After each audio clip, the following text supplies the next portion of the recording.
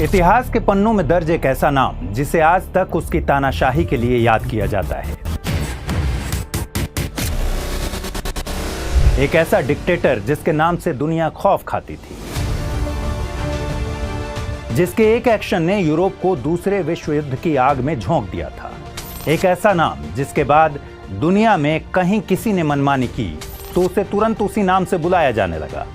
और राष्ट्रवादी स्कूल का एक ऐसा विद्यार्थी जिसने न केवल जर्मनी बल्कि दुनिया के कई मुल्क के लोगों में अपने मुल्क और अपने गुट के लिए गर्व की भावना और जोश पैदा कर दिया। फांसीवादी विचारधारा का वो अड़ियल मिजाज नेता जिसने खुद अपने जीते जी ये नहीं सोचा होगा कि उसके जाने के बाद दुनिया भर के लोग उसे इस तरह जानेंगे। नमस्कार, इतिहास गवाह है कि इस खास एपिसोड में आपका स्वागत है। मैं हूं अमृत उपाध्याय।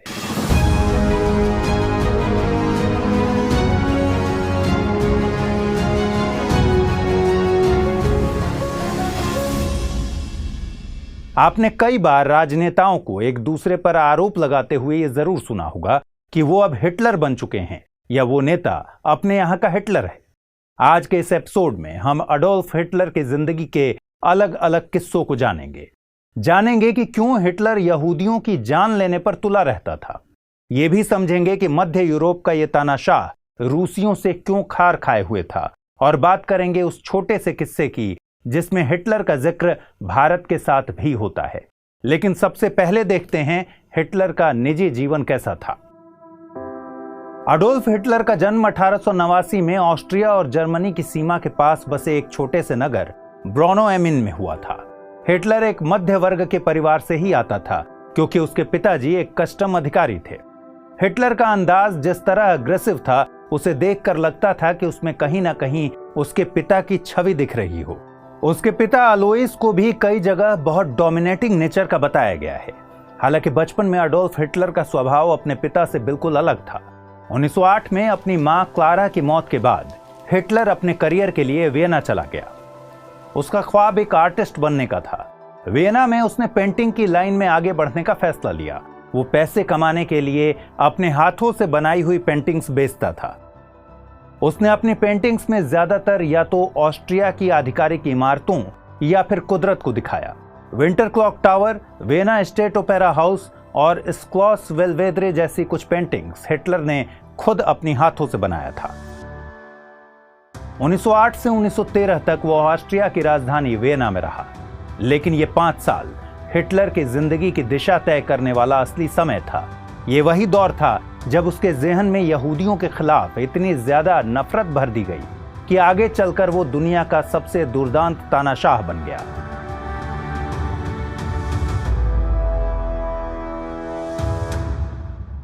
एक कलाकार कैसे लाखों निर्दोष लोगों का शिकारी बन गया, इसकी कड़ी हम आगे जोड़ेंगे। हिटलर के जीवन के ये 5 साल काफी अहम माने जाते हैं। इन कुछ सालों में हिटलर की मनोदशा कुछ ऐसी बदली कि उसने अपनी मातृभूमि के लिए कुछ कर गुजरने की ठान ली। दूसरे दशक के ये शुरुआती साल यूरोप के लिए भी काफी नाजुक थे, क्योंकि यही वो दौर था जब पहले महायुद्ध की पटकथा लिखी जा रही थी। यूरोप के लगभग सभी देश गुप्त संधियों में लिप्त थे। एक दूसरे के खिलाफ नृजातीय और धार्मिक दुश्मनी पनप रही थी और युवाओं के भीतर राष्ट्रवाद का जहर घोला जा रहा था। जर्मनी के युवा भी इससे अछूते नहीं थे। इधर हिटलर अपने आर्टिस्ट करियर में लगभग फेल हो चुका था और अब सेना में अपना योगदान देकर जर्मनी के प्रति अपनी वफादारी को जीना चाहता था। इस इरादे से वो 1913 में वियना छोड़कर जर्मनी के शहर म्यूनिख पहुंचा। म्यूनिख उस वक्त बवेरिया साम्राज्य में आता था। हिटलर ने बवेरिया के राजा लुडविग तृतीय से अर्जी लगाई कि वो उसे सेना में अपनी स्वेच्छा से सेवा करने का मौका दें। 1914 में पहले विश्व युद्ध का बिगुल फूंक दिया गया था, लिहाजा जर्मन सेना की तरफ से हिटलर को इस युद्ध में शामिल होने का मौका मिला। हिटलर की तैनाती बेल्जियम में की गई। इसके बाद फ्रांस में भी उसने लांस कॉर्पोरल की रैंक पर रहते हुए एक सैन्य टुकड़ी की कमान संभाली। फ्रांस में सोमे की लड़ाई में जर्मनी की सेना ने मित्र देशों का डटकर सामना किया था। सोमे की लड़ाई इतिहास के सबसे भीषण जंगों में गिनी जाती है। इस लड़ाई में भले ही जर्मनी को हार का सामना करना पड़ा, लेकिन मित्र देशों को भी इस युद्ध में बड़ा नुकसान हुआ था। सोमे नदी के पास 1916 में लड़ी गई इस जंग में 10 लाख से भी ज्यादा सैनिक मारे गए थे। हिटलर भी इस जंग में मरते मरते बचा और उसकी जांबाजी के लिए उसे कई मेडल्स से भी नवाजा गया। 1918 में बेल्जियम में फिर से हिटलर ही मित्र देशों का सामना कर रहा था। इस मोर्चे पर ब्रिटिश सेना की तरफ से एक मस्टर्ड गैस अटैक किया गया। ये गैस अटैक त्वचा और आंखों के लिए बहुत खतरनाक था। यही वजह थी कि हिटलर सहित सभी जर्मन सैनिकों को गैस मास्क पहनने की सलाह दी गई थी।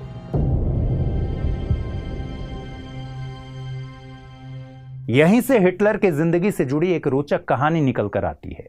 आपने जब भी हिटलर की कोई तस्वीर देखी होगी तो उसकी मूंछों पर जरूर ध्यान गया होगा। हिटलर की मूंछें इतनी फेमस हुई कि लोगों ने इसे स्टाइल बना दिया और खुद उस स्टाइल को रखने लगे। हिटलर की मूंछें एक टूथब्रश की तरह दिखती थी। कुछ लोग मानते थे कि उस वक्त के जाने माने हास्य कलाकार चार्ली चैपलिन के जरिए ब्रिटिश सेना को चैलेंज करने के लिए हिटलर ने इस तरह की मूंछें रखी। लेकिन हकीकत यह है कि जब बेल्जियम के इप्रा में जर्मनी और ब्रिटिश सेना का आमना सामना हुआ तो ब्रिटिश सेना ने गैस अटैक किया था, जिसका जिक्र हमने अभी अभी थोड़ी देर पहले किया। जर्मनी ने इस अटैक से बचने के लिए ही हिटलर को अपनी मूंछों को काटने की सलाह दी ताकि लड़ाई के दौरान गैस मास्क उसके मुंह पर फिट हो सके। खैर, यह तो एक दिलचस्प किस्सा था। लौटते हैं कहानी पर। 1916 और 1918 में हुई दोनों लड़ाइयों और दूसरे मोर्चों पर जर्मनी को पहले विश्व युद्ध में मुंह की खानी पड़ी थी। हिटलर को हार का सामना करना पड़ा था, लेकिन इस हार ने जर्मनी और हिटलर के रसूख को बढ़ाने में बहुत बड़ी भूमिका निभाई। हार के बाद हिटलर तिलमिलाया हुआ था, लेकिन उसने लोगों में और सेना के जवानों में जोश भरना बंद नहीं किया। उसके भाषण काफी जोश से भरे रहते थे। हिटलर ने कहा, if you win you need not explain, if you lose you should not be there to explain. यानी अगर आप जीतते हैं तो आपको कुछ भी बताने की जरूरत नहीं है, पर अगर आप हारे तो आपको कुछ भी समझाने के लिए रहना ही नहीं चाहिए। यानी इशारा सीधा था, जीतो तभी जिंदा रहो।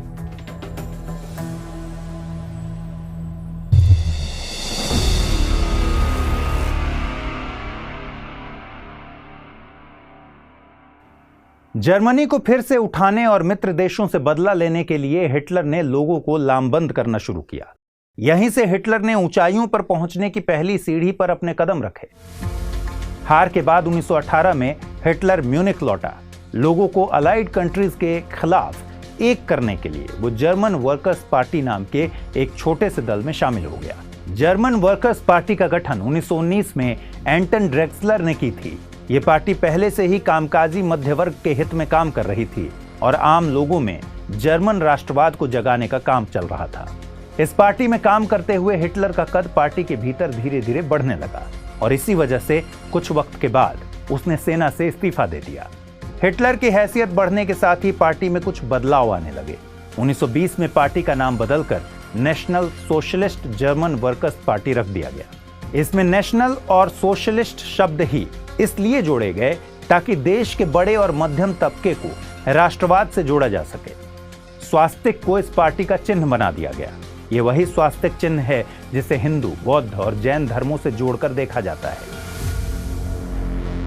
पार्टी में अपने ओहदे को आगे ले जाने और नाजीवाद को बढ़ावा देने के लिए 1920 में ही हिटलर ने एक 20 सूत्रीय कार्यक्रम पेश किया था। इसी कार्यक्रम को बाद में पार्टी का आधार बनाया गया। इस कार्यक्रम में जिस तरह की बातें शामिल की गई थीं, उसकी वजह से इसे वर्साई की संधि का बहिष्कार कहा जाने लगा। यहीं से जर्मन लोगों को जर्मनी के क्षेत्र को विस्तार देने के लिए उकसाया गया। हम कहानी में आगे बढ़ें इससे पहले हमारे लिए जरूरी है कि हम वर्साई की संधि की इस पहेली को भी समझ लें, जिसके तार हिटलर के एक डिक्टेटर बनने से जुड़े हैं। दोस्तों, साल 1918 के खत्म होते होते तक यूरोप के लगभग सभी देशों ने दम तोड़ दिया था। आखिरकार बड़ी त्रासदी के बाद नवंबर के महीने में पहला विश्व युद्ध भी खत्म हो गया। युद्ध में मित्र देशों की बड़ी जीत हुई और जर्मनी और उसके साथी देशों को मुंह की खानी पड़ी। जर्मन्स हार चुके थे, लेकिन पश्चिमी खेमा अच्छे से जानता था कि अपमानित हो चुके जर्मन लोग बदला लेने की कोशिश जरूर करेंगे। इसलिए मित्र देशों ने बड़ी ही चालाकी से एक शांति संधि तैयार की। अगले साल के जून महीने यानी जून 1919 में फ्रांस की राजधानी पेरिस से कुछ किलोमीटर दूर पश्चिम में स्थित पैलेस ऑफ वर्साई में मित्र देशों, उसके साथियों और जर्मनी की बैठक बुलाई गई। एक तथाकथित शांति संधि पर इन सभी देशों ने दस्तखत किए कि वर्साई की संधि जनवरी 1920 से लागू होगी और नीचे लिखी गई शर्तें जर्मनी को माननी ही होगी। शर्तों में कुछ ऐसा था कि हिटलर सहित सभी जर्मन्स को बेइज्जती महसूस होने लगी। हो भी क्यों ना, शर्तों में कुछ था ही ऐसा। शर्त थी कि जर्मन सेना अब 1 लाख से ज्यादा सैनिक नहीं रख सकती। शर्त थी कि मित्र राष्ट्रों को इस युद्ध में जितनी भी क्षति हुई, जितना भी नुकसान हुआ, उसकी भरपाई जर्मनी करेगा। चूंकि युद्ध के दरमियान जर्मनी ने फ्रांस के लोहे और कोयले का खूब इस्तेमाल किया, इसलिए कोयले से भरे जर्मनी के सार क्षेत्र पर अगले 15 सालों तक फ्रांस का कब्जा रहेगा। संधि के तहत जर्मनी के अधिकार वाले देशों को मित्र राष्ट्र के अधीन कर दिया गया। प्रशांत महासागर में मौजूद जर्मनी के अधिकार वाले तमाम द्वीपों को भी मित्र देशों को दे दिया गया। अफ्रीका में मौजूद उसके उपनिवेशों को उससे छीन लिया गया ताकि आर्थिक मोर्चे पर भी वो पस्त हो जाए।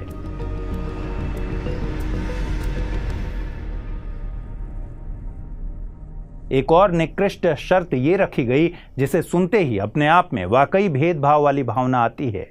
वो ये कि पहले विश्व युद्ध की शुरुआत के लिए केवल और केवल जर्मनी ही जिम्मेदार है।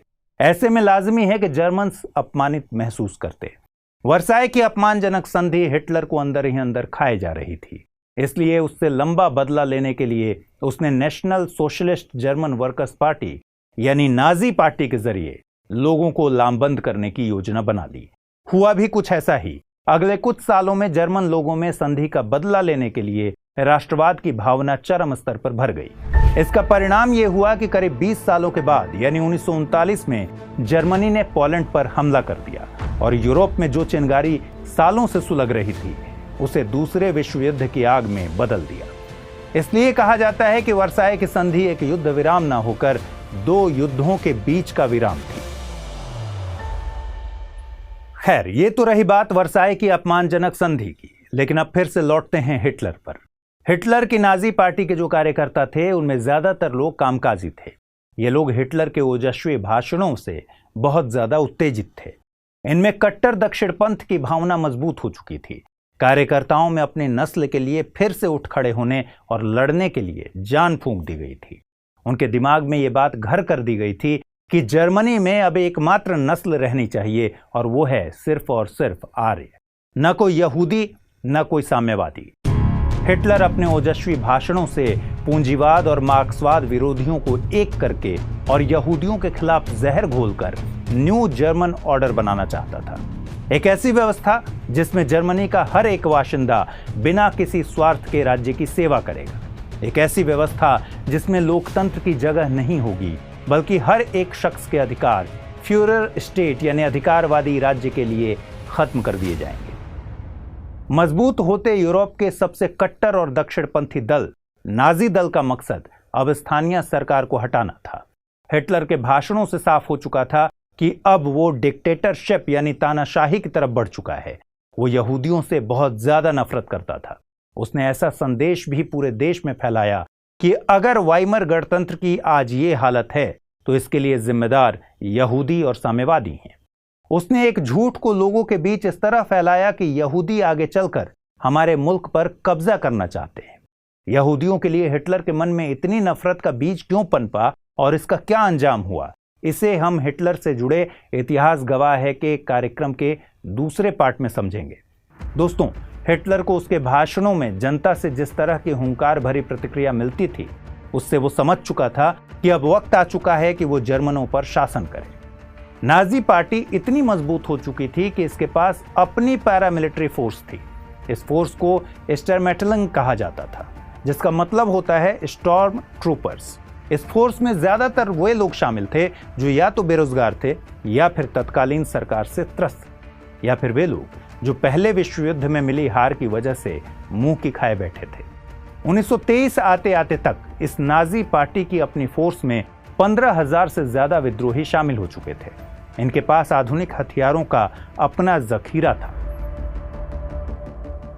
अब तक की कहानी से क्या आपको नहीं लगता कि इस दौरान शायद हिटलर का नाजी दल एक राजनीतिक दल न रहकर एक विद्रोही गुट की तरह दिखने लगा था?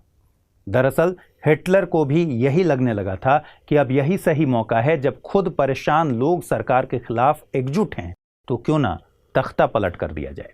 हुआ भी कुछ ऐसा ही।